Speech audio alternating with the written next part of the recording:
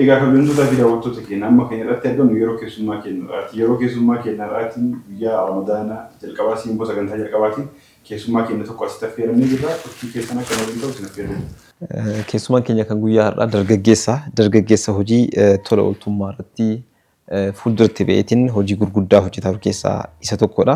Obboleessa keenya Abbaas Bayaan istuudiyoo keenyatti affeeramneetiin waa'ee hojii isaanii keessaa waa'ee jiruuf jireenya isaa keessaa turtii taasisuudhaaf ومن نجرب مي عباس السلام عليكم ورحمة الله وبركاته. وعليكم السلام ورحمة الله. درودور سودان جاك يسترجم لكم جارا ولا تقول أول قوتين رمضان مبارك جنتين سكن تاكيني إيجالا مي نمون هدون ميدارت سبيكني كان سرت اللي سبيكن جرا كان تيكو تيكو اللي جوبا سبيكن جرا كان أرجع كان كيس سبيكن جرا مي عباس إنيورا إسات دلته إسات تكودتي أكمين أسكي. بسم الله.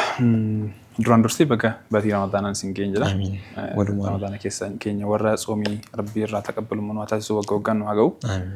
رمضان مبارك دعوة تانجلي جمبر بعدا. دوغورا ميبي درجيسة درجيسة كيسمان كينيا رايته درجيسة نجرام. namni tokko tokko dargaggummaa kana keessaa bahuun barbaadu kabajamoo obbo gaafa jedhanii hin barbaadu jecha kana kennin inni garuu hin barbaadne natti fakkaate dargaggummaa keessaa bahuu barbaada natti fakkaate sila akkam dubbiin dargaggoonni akka qirrisaan jenne jedheeti mamaa rakkinan qaba ay dargaggoon yeroo fuulli kan kelle fuula dargaggeessaati alhamdulillah maybe bultii jaartee jiraate dargaggummaa keessaa bahuu yoo yaadde suni rakkoo viidiyoo waan taateef ganaa karaarra jirra inshaallah rabbi tadabalu inshaallah akkuma sila ibsite Abbaas jedhama naannoo Najjoo biyya jedhamu beekame namni beekun yoo jiraate biyya Abdii Saagaa jedhaniin biyya Abdii Saagaa jedhaniin achitti dhalannee ijoollummaan keenya illee achuma ture alhamdulillah ramma kunaas jirra hundumti dachiin kan rabbiiti jedhamti dachiin kan rabbiiti Abbaas iddoo ulfaatu mee ji'a Ramadaana keessa jira kan keessatti ji'a Ramadaanaati gaaffiiwwan biraatti osoo hin ta'in jiru Ramadaanni naannoo keessatti maal fakkaata? Najjootti maal fakkaata? Simannaan Ramadaanaa guyyoonni jalqaba Ramadaanaa maal fakkaata? keessattuu immoo yeroo ijoollummaa isaa osoo gara duubaa deebi'ee ni gaafatan ta'a. Ramadaan yeroo ijoollummaadhaa maal akka fakkaatu? Ramadaanni wallaahi yeroo ijoollummaa iida eegda. Ramadaana immoo afxirii eegda. Sa'a itti faxaan sana. Garuu nuti akka Najjootti uummanni musliimaa muraasa akka Najjootti. Garuu Najjootti aanolii aananii jiran immoo guutummaan guututti musliima. Wallagguma lixaa keessatti jechuudha. Akka carraa ta'e naannoo Wallaggaa biyyi takka guututti musliima biyyi takka immoo magaalaan takka immoo musliima keessatti hanqata. Biyya keenya akka carraa ta'e musliimii muraasa masjiidonni hedduun hin jiranii lama sadii hin caalu. Ta'ullee uummanni hedduu wal jaallataa tokkummaa qaba. Yeroo ani hin beeku akkamitti akka ta'e garuu jabina qaba. Akka keessummaa guddaatti eegama Ramadaanni nu biratti waan guddaadha qarshiilee maatii jalaa fudhattee walitti qabatta ji'a tokko ji'a lama ta'a jettee Qur'aana nuti mana Qur'aanaa jira ture masjiida keessatti ustaaza nu gara afaan qaraas tokko jira Rabbi irraa jaallatu durin jaallannu ture nu garafuuf namni hundi nu garafamaatiin kan guddatu akkasi anis nama na garafu qaba atis nama si garafu qabaachuun ni malta yeroo ijoollummaatti kun uumama baratamedha sirrii amma afaa jira wanti kun afaa jira amma ulfaataadha amma afaa jira ijoollee namaa garafte jechuun amma ulfaataadha balaa ofitti yaamta balaa ofitti himta maatiin illee tumamuu sanii akka waan badaa ofitti ilaalu. Garuu bakka itti nu fayyades qaba. Nu fayyade malee hedduun nu fayyade maaliif ustaazonni duraan jaalalumaan ijoollee barsiisu kaffaltiillee hedduun qabanii haalli jireenyaallee isaanitti tolee miti wanta bakka garaagaraa darasummaa turanii dhufaniiti kan nu qaraasisanii nuti immoo ijoollee baay'ee tonkolii kan hojjannaa magaalaa keessatti akka guddanne nan yaadadha yeroo tokkiyyuu ustaazi keenya akkas Ramadaana keessa natti fakkaata osoo hin balleessin nagara fi natti fakkaata. Madrasaa keessatti Itoophiidhaan baay'ee bakka na jaallata. Sanummoo garuu duriyyuma kana baay'ee sababa ta'eef bakka hin jeeqna olii gadi jeeqna sababa ta'eef guyyaa tokko afxiriin qopheeffatu irratti abbaa kiyya jalaa suuqii deemee barbaree fi ashaboo atee rifeetti dabalee kan isaa keessatti jechuudha. Naa alhamdulillah akkasitti guddannee kun warra amaanaa guddaa qabannee jirra har'amu. Alhamdulillah. Gaarii tokko Ramadaana bira ta'ee ijoollummaa Quraanaan yeroo Quraanaa nu yaadachiise Abbaasi. Garafamuu kana wal qabateenis taatee adda wayii qaba mudannoo adda wayii qaba. Isheen inni lakkaadha ishee ammas jedhamanii ammas jiru. Garafaan isaanii kaaniin adda. jechuun akkanatti harka baastee yookaan immoo duuba garagaltee keessi hin garafanii dubartii yoo iskarbiin jiran kana qal'aa kana fuudhanii miila si hidhanii namni tokko asii achi qaba miila kee kan qilleensanii miila faana kee jala. Harkaa miti harka kan osoo hin miila jala santu wanta. Faana harkaa kan osoo hin ta'in faana miila santu. Isuma waa mata bal'isitu waa guddaa balleessi kana malee. Situ qoratamuu qaba. Kun akka badiisitti. Akka badiisitti kun turchidha. Maqaa qaba. Falakaa jedhama. Falakaa seenii har'a jedhanii namni tokko yoo balleesse akkasi garafamna falakaa seenii jedhanii yoo ammoo sheeyni falakaa seenii isaa beeyte bor hin haftamu mana quraanaa. Ijoollee akkasitti ijoollee hedduu dhiyeessee osoo mana quraanaa badanii sheeka dhiyeessan akkasii mana quraanaa keessaa fantu jira. Murad boqotu hin jedhu nuti illee ulee dhaqii muka yaabii.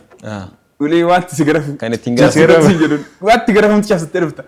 Waan badaa waan nama dhukkubsni fiddee dhufta jennaan immoo nama biraa ergu nama akka itti garafamtu barbaadu. Baddinyaa kee waan bareeddu sii baree dhufaanni bicha alhamdulillah. Mee dhaloota ammaa kanaan osoo akkas jedhanii maal jedhee deebisa laata? Fakkeenyaaf deemitii ulee ittiin si garafu qabiitii kottusu jedhanii deebii akkamitti deebisaaf ustaazii? Ajaa'ibaan waan tokko waan ajaa'ibu tokko jira. Yeroo sana akkana garafamne an guyyaa tokko badeera masjiidarraa inni dhufu lammata jedhee ustaazii wajjin walitti deddeebifnee mana seene. Gaafa mana deemu bor ganama borumtiisaa ganama baaf mana kaanee qursi nyaannaa obboleessi kee takka jira. Quraana isaa qabatee gaafa inni ba'u atoo maal eegdanaan jedhe abbaan kiyya. Ayi annu ustaazii kan hojii wallolle. Ustaazii hojii wallolle laa ilaaha illallah sokkettii fudhatee haga masgiidaan na garafaa nageessi. Eenyu balleessinaan hin jenne maaliif hin jenne wanti galchi kun qabu quraana qara'e ustaazii balleessin jedhamu. Amma maaltu na qunnamee masjiida nuti as tabaabbaru tokkorraa bakka garaagaraatti amma eega guddannee ijoolleen haa keenya akka rakkatanis hin feenu wallaahi ijoollummaatti qara'uu qabdi jedhee yaada. Akka barbaade illee haa ta'u sanboode akka barbaade haa ta'u ijoollummaatti quraana dhabuu hin qabdu. Naan mucaa takka waa balleessa jennaan ustaazii rukute as Finfinnee naannoo Shaggarsiitii keessa naannoo Finfinneerra. Gaafa ustaazni rukutu mucaan kun lakkaa ustaazni gaafa blackboard irratti barreessu chookiidhaan deemee mucaan kun ba'eera madrasaa kana keessaa dhaqee abbaatti matee abbaan kun duubaan dhufee ustaaza kana rukutee miidhaa guddaa geessisee akkamitti maaliif hin jenne baay'ee rifanne koomiteetti himamuu maal jedhamee gaafa nuti dhufnu ustaazi rukutee maaltu rukutee abbaa mucaatu rukutee ilaalaa naasu guddaa keessa gallee maal bara akkamii keessa dhufne ijoolleen adabuun waamu jirudha ganaa ijoolleen boostee bo'aa manatti dhufte jettee masgiida deemtee ustaaza isaanii barsiisaa isaanii kana ijoollee abbaa ta'u ijoollee fuulduratti na yeroo akkasiirra immoo geenyee jirra. Abbaan sun immoo ilma isaa maal barsiisu? Waan barsiisu jira. Kunis lammaffaa ustaazni kunis ijoollee kana fuuldura dhaabatee mooraala barsiisu ichiin argatu. Ijoollee fuuldura baay'ee rifannee afaan itti dubbadhu lee wallaaleen deemiyan bakka sana. Na yeroon keenya baay'ee jijjiiramaa jira. Hedduu ulfaataadha. Mee gara marii keenyaatti yaadachaa nuti waa'ee dhaabbatati hooggantu tokko jira baankii quraanaa nuur kanatti hooggantu jira. Hundeeffamni baankii quraanaa kanaa maal fakkaatu ture? Asin dura baankiin kan beekamu mallaqaani biyya keenya keessatti achi booda baankiilee garaagaraatu dhufeenaa fi baankiin quraanaa immoo hin baratamne ture biyya keenya keessatti amma alhamdulillah keessanis dabalate baankiileen quraanaa garaagaraa akka yeroo ammaa kana biyya keenyatti socho'aa jiran nuti hundi quba qabna. Isinoo akkamitti gara baankii quraanaa kana seentan? Bismillah. Waggaa 5 ja'a dura Ramadaana keessa hojiin dhuunfaas yeroo hedduu markaatoonis ni qabbanaa'a. Sababa kanaatiif maaf hin kaddamnu quraana kana jennee torban tokkos torban lamas gara baadiyyaa quraana fuunee deemnee raabsina dhiyoo bakka dhiyoo kanas bakka fagaus ni argina. Ramadaana keessa hojii ahlal khayrii kana maaf Finfinneerraa nama sassaabnee keenyallee itti daballee baadiyyaan geessinu yaada jedhu ka'ee gaaddanii tokko keenya wajjin qofa sana goona turre dhumarratti waggaa 6 irraan yaadadha. Walitti maaf dabalamnee hojjennu jenneeti baadiyyaa deemne. Fudharfan tokko ji'a Ramadaanaa keessa jechuudha. Quraana 12,000 raabsineeti ganaa kan 12,000 caalutu immoo nu gaafate. Nu biras gaafa deemnee ilaallu ijoollee rakkina cimaarra jiru. Okey maaf wanti kun dhaabbatan ta'u. Maaliif Ramadaana keessa qofa quraana geessinee bakka takkeenya dhufna jennee wal mari'annee gara majlisaa gaafa deemnu yeroo sana majlisas dhaabbatan turre inni ji'u ture gara mootummaa nu erganii mootummaarraa eeyyama baafannee quraana baadiyyaa keessa raabsutti kaane. Gaafa walitti qabamnee maqaa maala jennu boordiin akkama ta'u waan jedhamu gaafa wal mari'annu baankii haa jennu jennee murteessinee baankiin ma'anaa hedduu qaba. Tokkoffaan baankiin dhiigaallee ni jedhamti dam baank kan jedhan bileed baank. Baankii ijaas jira. Akkas bakka waan tokko heddumina qaburraa fuudhanii bakka rakkina qabutti kuusu bakka kuusaan jirurraa bakka hanqinni jiru geessuudha tokkoffaan. Lammaffaan yeroo ati qabdurraa kaayyattee yeroo si barbaachisu fudhachuu kun immoo duniyaa fi akiraallee kan keenyatti duniyaa fi akiraallee wal quunnamsiisa. Sun immoo duniyaa fi duniyaa bakka heddumminni jirurraa gara hanqinni jirutti magaalaa irraa walitti funaanii gara baadiyyaa geessu jechuudha. Sunis ni jira. Karaa kanaan baankii maaf hin jennu waan jedhamu irra geenye baankii Qur'aanaa jennee dhaabbata guddaa hundeessinee boordiin jira maaloon jira. Haala sanaan jalqabnee waggaa 5 ta'e amma alhamdulillah waggaa 5ffaa keenya Ramadaana irratti magbiyaa Ramadaana irratti kabajanne. Alhamdulillah. Maashaallah biyya keenya keessa baankiin akkuma inni jedhee baankiin dhiigaa jira kan ijaa jira baankiin mallaqaa jira. Baankiin Qur'aanaas akka jiru hordoftoonni keenya amma booda dhagahuu qabu. Baankiin Qur'aanaa baankii duniyaattis akirattis fayyadudha. Kanaafuu baankiin kuni baankii jabaadha. Baankii deeggaramuu qabu. Baankii dameen isaa bal'atuu qabu. Baankii guddatuu qabu. Qur'aana jalqaba hojiiwwan khayrii hojii hedduu jira. Beelahaa nyaachisuu jira. Nama mana hin qabne manatti ijaaruu jira. Nama uffata hin qabne nama daara baasuu jira. Waan hedduu jira hojiiwwan khayrii. Hojiiwwan khayrii kan hunda keessaa abbaasii fi warroonni isa waliin jira maaliif waan kana filatan? Akkuma salasitti Ramadaana keessa kan hojiin kun jalqabame. Ji'a Ramadaanaatti kennaa Qur'aanaa ji'a Qur'aanaa jedhamti Ramadaan. Qur'aan numtillee ji'a Ramadaana keessa bu'ee jedhamti. Kanaafi kennaa Qur'aanaa maaf ilaallu kan jedhu jira. Lammaffaan boodas keessatti dubbanna baanta baadiyyaa keessa jiru karaa Qur'aana kanaa wajjin wal qabatee biyya keenya keessa waan hedduu nama gaddisiisu jira baadiyyaa keessa uummata musliimaa bukkee. Ji'a Qur'aanaa keessa Qur'aana kennaa Qur'aanaa laanna jenneeti kan jalqabne. Laallee immoo hanqina jiru laalleeti malee wanti kun piroojeektii itti yaadamee waggaa hedduu fixee xumuree naamni barbaachisaa jira. Akka barbaachisaa ta'e illee hojii keessa seenneeti kan sirriitti hubanne uummata bira eega ga'utti kaane jechuudha. Namni dhufee Qur'aana nu gaafatu heddummachaa deeme kanarraan kan ka'e bakka wanni kun itti fufuu qaba Ramadaana keessa qofa dalagamuu hin qabu jennee amma alhamdulillah nu waliin dalaganii nu waliin hojjetanii hojii kana kan jalqaban hedduu jira biyyoota garaagaraa magaalaa garaagaraa jechuudha Itoophiyaa keessa. Akkuma kanallee biraanchi ta'anii immoo biraanchii keenya ta'anii eeyyama nurraa fudhatanii biraanchii ta'anii kan dalaganis jiru bakka garaagaraa. Kun alhamdulillah milkaa'ina guddaadha natti fakkaata. Biyya kana keessatti baadiyyaa hedduutu jira magaalota hedduutu jiraachuudhaan wal qabateetiin uummanni musliimaa iddoo hedduu jira iddoo namni hin naqamne fa'aa iddoo nuti quba hin qabne fa'aatu jira. Mee eessa fa'aa deemuu carraa argattan? Nuti amma akka Itoophiyaa keessa kililiidhaan yoo fudhanne Gaambeellaa keessa qofa al takka deemne kaan 2-3 keessa naan dhufne. Kan akka maappiitti ni nama Itoophiyaa keessumaa bakka musliimiin itti baay'atu. Musliimii alhamdulillah baadiyyaa keessa sirriitti jira. Keessumaa gara Oromiyaa kana gara Gujii gara Baalee kana amantaan biraayyuu ni jira agee itti gaafatutti. Hedduu baay'ee musliima hedduu jira. Akkuma heddummina keenyaa immoo waliin beeknu. Amma yeroo deemne dildii hin qabnu jiru. Magaalaa wajjin eenyu wal nu quunnamsiisa. Rakkinni afaan illee ni jira jedhu. Qur'aanallee mushafa kana bitachuu fedhanii aksesii illee hin qaban. Kaan immoo miidhama garaagaraatiin qarshii firkaan qabanii. Waan hedduu jira inshallah sirriitti dubbanna waan kana irratti. Egaa baas hojiin isin jirtan hojii khayrii guddaadha. Akkuma jette biyyoota Itoophiyaa keessa biyyoota hedduu deemtee Oromiyaan alas jechuudha. Mee taateen addaa wahii wata Qur'aana kennitu kana wata Qur'aana qooduuf deemtan kana waan addaa waan miira keessan tuqu ta'uu danda'a waan isin dinqisiisu ta'uu danda'a waan ajaa'ibsiifatu ta'uu danda'a mudannoon addaa wahii waan isin mudatee fi iddoo waliin yookaan yaadattaate. Waan hedduun nu qunnama qaama seeraa wajjin waan hedduun nu qunnama sun nima jira poolisii dhaabaa bulullee amma qaama miira nu ta'ee jira. Qur'aana wajjin wal qabatee garuu yeroo tokko gara Gujii deemne Qur'aana kuma 4 akkabaabii qabannee deemne. Yeroo jalqabaaf deemne waan ta'eef waggaa 3 irraa Gujii Waadaraa Harqalloo maal magaalaa jedhamantu jira. Gaafa deemnu uummata gara 13,000 oltu wal ga'ee gibbii keessa Qur'aana fudhachuun eegaa jira. Rifanne bakka laa ilaaha illa akkamitti waliin geenya jennee shaadus jedhamu yoo bibi gaafa sana isaanillee rifatanii abbaas akkam godhee waliin gaa ijoollee kana Qur'aana jedhu dhufanii. Na akkamiin Qur'aana qaraa turtarre jennee gaafa gaafannu ustaazota akka wajjin kan dhufanii Qur'aana isaanii nutti agarsiisan. Qur'aana abbaa juuza 30 kana mushafa kana jechuudha bakka 30tti gargar qoodanii kilaaseeraan doseedhaan ashaganii qarawurra. Kaan immoo qaa'idatu nuuraaniyyaa irra deeskii tokko irratti nama sadiitti ijoollee afuritti qara'u. Kaan immoo luharraa qara'u quraana wajjin waliin beekan. Madrasaan qaban muka jala walitti qabamanii akka abbootii gadaa durii muka jalatti walitti qabamanii quraana qara'u. Inna waan ajaa'ibaa agarree dhufna jechutti.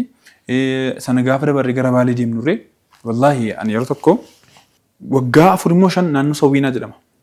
Baalee baha Baaleetii dimbari Sumaalee wajjin dimbariidha. Lafarratti barahaa ture waggaa 5 rooban arganne sanarraa kan ka'e beelladoonni jala dhumanii midhaan hin jiru ture rakkina hedduu keessa turan nu qaqqabaa jedhanii deemne sana haala rakkina kana keessa ta'anii yeroo nuti deemnu bokkaan roobaa ture waggaa 5 booda bokkaan nu roobe jedhanii ba'anii nu taqabbalanii wallaahi ijoolleen kun miilli isaanii jedhanii dhumarratti maal nu agarsiisanii ijoolleen muka jala ta'anii awwaara keessa ta'anii quraana qara'u achuma bukkeetti immoo lafarratti siilanii masjida xaawulaadhaan lafarratti akkanatti kun kana achi kan dubartootaati kun bakka mihraabaa bakka imaamii dhaabatu jedhanii wallaahi akkuma hordoftoonni keenya miidiyaa irratti argaa jiran amma akkuma iskiriin irratti argaa jirtan kana lafa mihraabaa qaba bakka salaataa ni jira bakka dubartootaa ni jira maali kun jennee gaafa gaafannu inshaallah bar tokko ni ijaarama jenneetuma kun masjida jedhanii wallaahi lafarratti kaasanii nama gurguddaadha kan kana godhu xabisa ijoolleen fakkaatu waggaa hedduu akkan sagadan bakka narrifadhee obboleessi kee tokko jiran waradiin jedhama ni bo'een laa ilaa bakka waan jedhu wallaalee nuti masjidi magaalaa keessa bakka hunda gamoo fooqii gurguddaa masjida ijaaranii duwwaadha keessa isaan jiru saffii tokko lama sagadaa lamaffaa irratti waan garaagaraa kaasnee falmiidhaan wal lollaa isaan immoo tokkummaadhaan lafarratti moodelii kaasanii keessatti sagadu achumatti ijoollee qaraasifatu waan si ajaa'ibu bakka sanarratti ijoollee waggaa 10 Bukaarii keessatti qaraatu yoo agarteen dhirhachuu hin qabdu kitaaba isaan qaban garuu sammuu keessaas ta'e nima qara'u ustaaz sana dudduba dhaabatee xaahaa jedhanii katabu maa anzalnaa gaafa maa anzalna jedhanii katabu harkarratti luharratti haala kanaan qara'u juuza 30 waggaa hedduu nutti futaa nuti juuza tokko juuza lama caalaa kaxxiidhaan akkanatti katabaa barreessuu hin barbaannu waggaa hedduu nutti fixaa kanaaf quraana nu kennaa jiru yeroo hunda namni nyaata nama gaafata qabeenya nama gaafata masjidni nu ijaara jedhamti quraana nu kennaa jiru isaan. Naa baay'ee garaagarummaa guddaa qabna. Garaagarummaa guddatu jira. Waan kana anis dhuunfaadhaan argee jira yeroo tokko qixarraa ta'ee dhaabbata quraana qooduu tokko waliin garuma baadiyyaa dhiyoo jiru kana magaalaa Finfinneetti deemeen ture hedduu rifadhe. Maaliif rifadhe beektaa? Garaagarummaan bakki nu jirruu fi bakki isaan jiran ilaalchi nu qabnuu fi ilaalchi isaan qaban hangas takka addaan fagaatuun hedduu na rifachiise hedduu na gaddisiise. Egalee masjiidota hedduu keessatti quraanni magaazina guuramee ta'a. Kumaatamaan masjiidota waggaa yoo xiqqaate ka dhuunfaa kiyyatan beeku waggaa 7 8 9 10 quraanni magaazina keessa osoo hin bahin taa'ee kan dhuunfaa kiyya beeku jira masjiidota hedduu. Dhuunfaa kiyya kan beeku. Gaafa akka carraa ta'ee godinuma shawaa kana keessa gara Zuwaayisan jechuudha. Daangama naannoo magaalaa Baatuu kanaan nama wahii waliin deemne quraana kennuudha. Musaafa qabannee nu deemne takkaa musaafa arganii beekan isaan. Musaafuma kana nurraa fuudhanii ilaalu akkana garagalchanii ilaalu. Maali beektaa takkaa musaafa arganii beekan. Bilbiloonni jedhamu hin jiru intarneetoonni jedhamu hin jiru loohii irratti qara'u. Isheen isaan qaraasisu torbaanitti guyyaa takka 2 mootoraan dhufa. Barahaa aduu cimaa keessa mootoraan dhufee qaraasisee barreessee fi kan torbaan taree loohii irraa barreessee balleessee irratti barreessee fi deema. Musaafa ijumaan arganii beekan kiiloomeetira 100 waan hin geenye magaalaa Finfinnee irraa. Kana jechuun uummanni magaalaa masjiidota gurguddaa namoonni qabatanii taa'aa jiran itti gaafatamummaa guddaa keessa jechuudha. Wanti nama kaasee kuni hagamtakka waan akka hagamtakka hojjechuun akka nurraa eegamu akka biyyaatti hagamtakka akka hojjechuun nurraa eegamu. Amma maqaan quraanni yaa wahii isaadha miti. Quraanni ergaa isaadha. Quraanni ni qara'ama malee qalbiitti illee ni qabatama. Musaafa isaadha kan barbaadaa jiru miti. Musaaf maqaama jedhu kanallee uummata Itoophiyaadha jedhama kan moggaase. Akkana isinii galee yeroo gara Habashaatti dhufanii sahaabonni keenya gaafa gara Habashaa dhufan afaan hedduu quraana rakkoo afaan gara afaan keenyatti siqu hedduu jira. Quraanni jechoonni Habashaa keessa jira. Musaaf jechi jedhu illee matsaafa jecha Habashaa irraa fudhatanii jedhama. Maaliif quraanni birasmil Usmaanii yeree Khaliifaa Usmaan kan walitti sassaabamee hikmatiif qophaa'e malee quraanni musaafa jedhama kun quraanni wahiidha. Yeroo sana maqaa sahaabonni ol mari'ataniiti kan moggaasan مالته وكان جد أمره لكم مصحف وان جد أمره لكم مصحف له لما فا بيه كينيا بيه مدينة درة كان القرآن الصحابة كان تقبل سلينا اللي كانوا في التفرقة نتي ورا دوس سدفا كرا أيمن كرا بلال سينا هدوك أمنا نتي كان هندك يسباني قرو ساوث أفريقيا ما تميا قبل القرآن موروكو قبل نتين كم جماش مليون إباف إباف صدام جرام أمني إثيوبيا جماش سام مسلم متى كان في نجاش جنمتي بيا صحابة رسول الله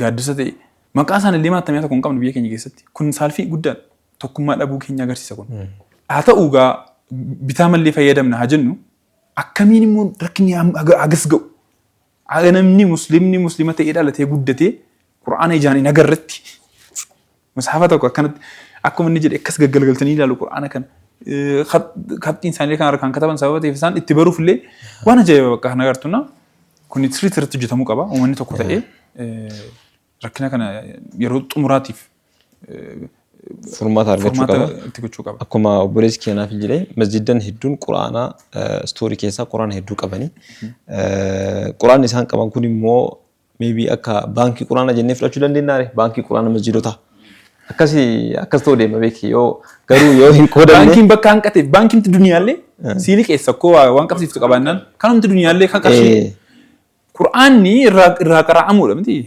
gaayaan quraanaa qara'amuudha gaayaan quraanaa qaraamee ittiin dalaguudha miti anas argeera baasaa kana quraana kana maaf masgida keessa akkanatti keessu jedhee masgida koomitii masgida wajjin walitti dubbadhee beekan biyya halal khairirraa nuuf fide jedhu maalirraa ummanni magaalaa bilbilarraa qaruutti geeran deemam bada musaafa kana halal khairiin tokko quraana fidee masjidaaf kenne masjidni suni irraa qara'amuuf waqfii keenya jedhu waqfii keenya masjidni warri masjida sanii irraa qara'uuf fide warri masjida sanii ammoo quraana gahaa yoo qabaatan taate dabarsanii ofirraa kennan maal rakkoon quraanni osoo masjida quraana irraa qara'u amma mee jumaa tokko masjida seeni saffa awwalaarraa ummata quraana qara'u 20 keessaa 15 bilbilarraa qara'a muraasa kan quraana baanii qara'u lammaffaa ammoo ummanni magaalaa bitatuu ni danda'a markaatu ni jira piyaasaa ni jira biyya baadiyyaa keessaa quraanuma sana ijaan arguuf kiiloomeetira 15 miilaan deemee dhufa quraana fudhachuu wallaahi ijoollee ustaazota isaanii duukaa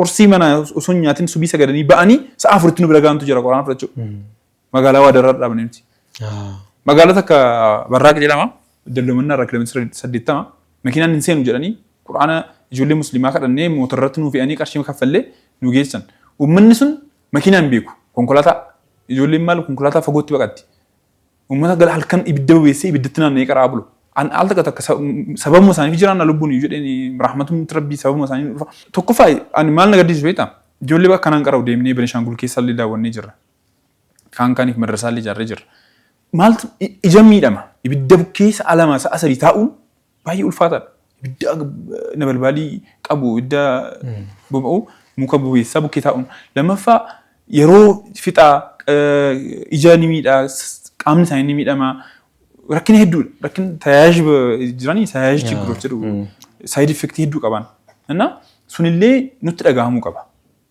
as magaalaarraa gatiin achitti madrasaa guddaatti ni ijaaran minxaafa katamaan bitu minxaafa keenyaan bitu እና waan nutillee alhamdulillah rakkina sana eegaa agarree madrasaa hedduu ijaarree jirra ammallee ijaaramutti kan jirantu jiru quraana irratti jechuudha hojiin isin dalagatan hojii hedduu keeriidha hojii dhalootaaf oolu dhaloonni isin adda quraana fidaniitiin akka isaan quraana yookaan musaafa arganiitu hin beekne akka irraa qaran taasisaa jirtan kuni warroota gara fuulduraa biyya kana karaa diiniitiin baadhatu ta'uu ni mala hojiin keessan hedduu guddaa fi hedduu galatoomaa isin jechisiisudha mee gara kan keessaa dhufuuti ati erga hojii kana keessa galtee almost waggaa 5 fi achi olii kan turtee jirtu jiruuf jireenya kan keessatti abbaas quraana qoodudha wal qabatee amma abbaas namni hedduun kan beekuun karaatti si argu miidiyaatti si argu quraana baankii quraana nuur kanaadhaan wal qabateetiin kan beeku jijjiiramni dhuunfaa kan keessatti quraana wal qabateetiin hariiroon kana jechuun jiruuf jireenya kan kee quraana wajjin kan ooltu yeroo waa'ee quraana yaaddaa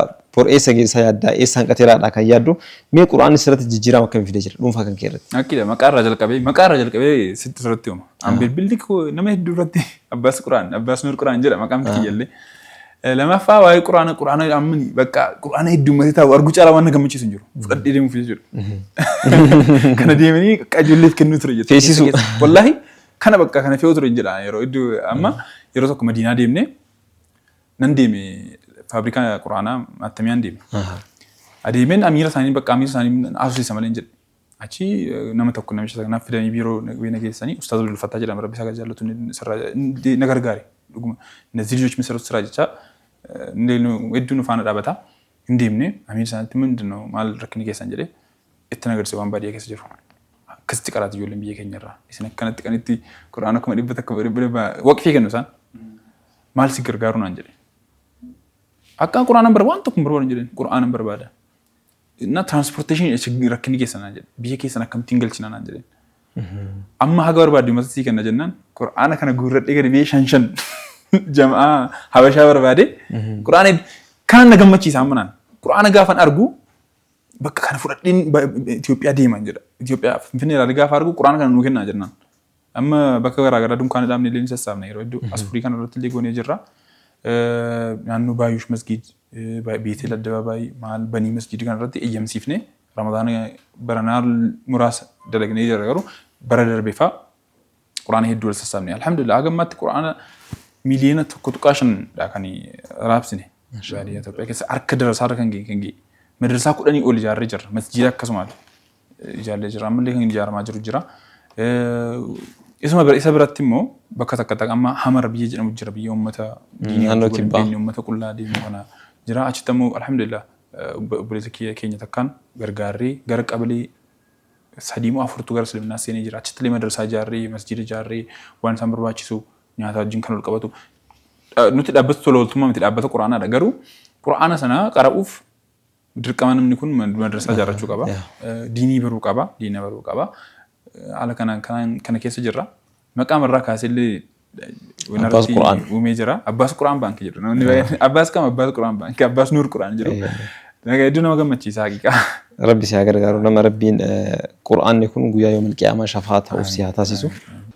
Maashaallah maqaa keetii biratti maqaa moggaa jedhanii afaan Oromootiin maqaa moggaa maqaa quraanaa namaa ta'uun waan hedduu bareedaa takka maqaa bareedduu takka namuu hojii isaatii waamama. Namni keessattuu wada bilbila fa'aa qabatu bar hojii ati hojjettu maqaa kee waamee hojii kee duratti barreessa. Hojii kheyrii ati hojjettu biratti immoo quraana jedhanii qabachuun maashaallah waan gaarii takka waan duniyaa irrattuu maqaan toluun duniyaa irratti mul'atu jira. Dhaamsi ammoo dhaamsi ani warroota miidiyaa sagantaa kana daawwatu jiraniif koree masjiidaa warroota quraana daldalan ta'e warroota quraana koree masjiidaa imaamman warroota magaalarra jiran. Koree masjiidaa keessaa warroota quraana istoorii keessatti hoggootaaf kaawwatanii ta'an. Kaayyoon suni meebii beekuu dhabuu danda'u beektaa. Wanuma akka isaan qaban sanitti masjiidonni hunduu qaban itti fakkaatuun mala. Quraanni magaazina keessa taa'u sun quraanni istoora keessa taa'u sun isin fayyadaa yoo hin jiraatiin yoo quraanni isin masjiida keessaa qabdan sun gahaa ta'e kan magaazinaa san baasaa masjiidan baadiyyaatiif kenna. Rabbiin irraa isin gaafata. Rabbiin irraa isin gaafata. Quraana magaazina keessa guurtanii bira teettan sanii guyyaa qiyaamaa Rabbiin irraa isin gaafata. Akka namni musaafa ijaan argeen beena jira bijjumatee san ollama keessan san. Saniifuu yoo dandeettan inumaa ofii keessaniifuu dhageessaa fi. Quraana illee miti nyaata kan ollaansaa beela'ee inni nyaatee bulee amantiinsaa imnatiinsaa nama shakkisa jedhani imaaniinsaa nama shakkisa jedhani nyaata ofii daldee hojjettee kan argatte rizqii rabbi sii kennirraa ollaan kee osoo beela'uu ati quuftee bulta taanaan jedhan. Quraanni kalaama rabbiiti. Kalaama rabbii akka irraa qaraamuuf dhufe yoom halal khayrii fide waqfii kennate waqfii quraana kana masjiida kana gadi bu'uu qabu jedhanii itti qollafanii kaa'uun zulmiidha. Saniifuu rabbi irraa isin gaafata yoo dandeettan ofii keessaniifuu dhageessaa yoo geessuu adda immoo dhaabbanni Nuur Quraan Baank bakka isin jirtanitti isinirraa dhufee fuudhee nama barbaachisuuf geessa.